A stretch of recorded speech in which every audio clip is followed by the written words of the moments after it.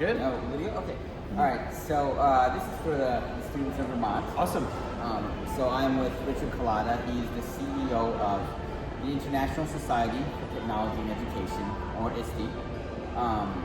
So my first question is, in a few words, as many as you'd like, what did it take to become CEO? What did it take to be? Well, I didn't set out to become a CEO. I set out to try to make a difference in an area that I cared a lot about, which was education. I think we can do a lot of things better in education. I think we can make learning more exciting. And I had a chance to work in the government, trying to do that for a little bit. Had a chance to work in a company that did that for a little bit. And then I heard about this awesome organization that I'd been members of for a long time. And they said, hey, we're looking for a CEO.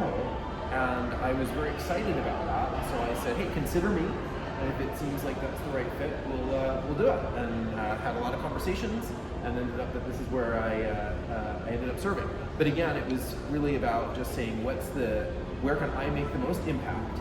And I think at the time that felt like a place where my skills were helpful to make an impact on education. Great. Okay.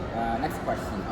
What does digital citizenship mean to you, and why is it important or not important to you?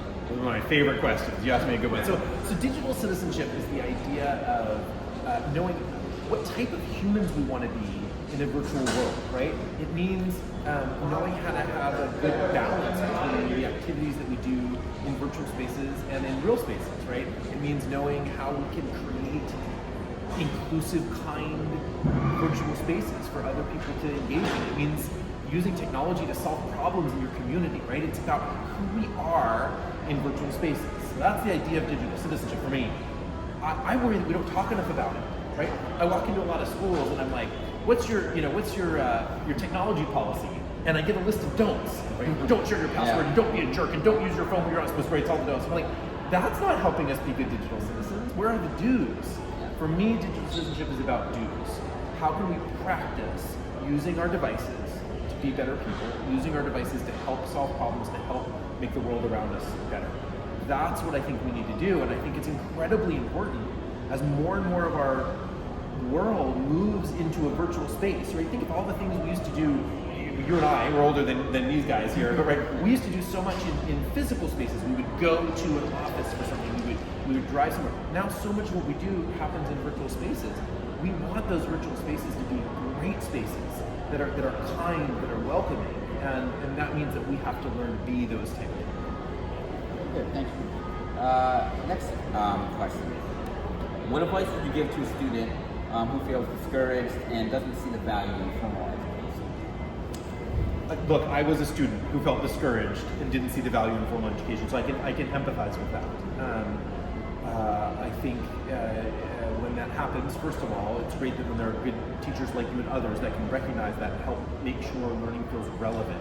Generally, when a student feels like there isn't value in formal education, it's because it's not feeling relevant to their life, to something that they care about. And so when there's a teacher or a school leader that can help with that, great. When that doesn't happen, I think for students, fortunately now, there are a lot of tools that we didn't have when we were growing up that can help with that. YouTube is an amazing place that we can learn in ways that feel very relevant, right? There's a lot of great learning that happens there. AI, what a great way, when you get stuck. I think one of the most powerful ways of using AI is to get unstuck when we're learning. So if you're learning something that you're struggling with that isn't feeling relevant, jump into AI and say, why would I care about this? How can this help me? Give me some examples of why this skill will be useful for me, and help find those reasons. And also, I hope you're okay with me saying this, I think it's totally legit for a student to say to their teacher, tell me how this matters in my life.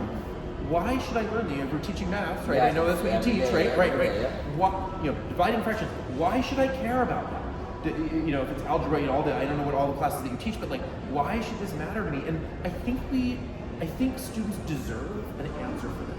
And if we as educators can't say, here's why this matters for you, maybe we shouldn't be teaching it. That's a broader question. And I do want to know, they did say I was a good teacher, so. Good. We got that. All right, so here's a really hard question. What's your favorite thing about Vermont?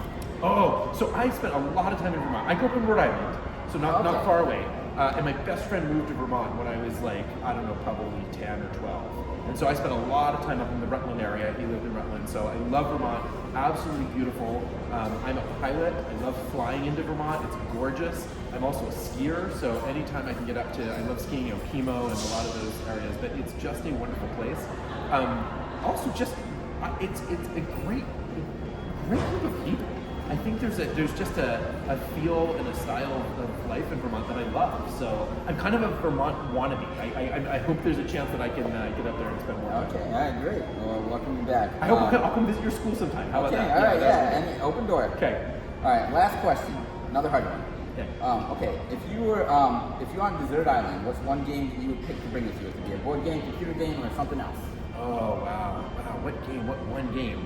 There are so many. I like a lot of games. So we play a lot of Minecraft in my family. Well, I travel a lot for this job, and so we have a Minecraft realm, and we all jump on and we use that as a way to connect with my kids and our family. So that's an interesting one.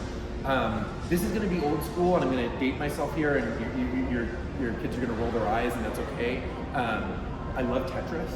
I have played thousands of hours of Tetris, so that's another one that I would put on there. I know you gave me one, and I'm going. That's okay. Yeah. There's another game that I really love. Also, kind of there's a game called Plants vs Zombies that I think is a lot of fun, which is really cool. I've been playing Nuclear Throne a bit lately. That's another one. So.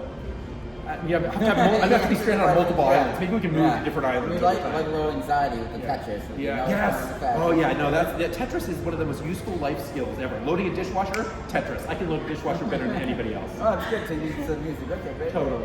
All right. Well, that's all I got. So. Great talking to you. Appreciate it, and great to see you all. Have a great year. Bye bye.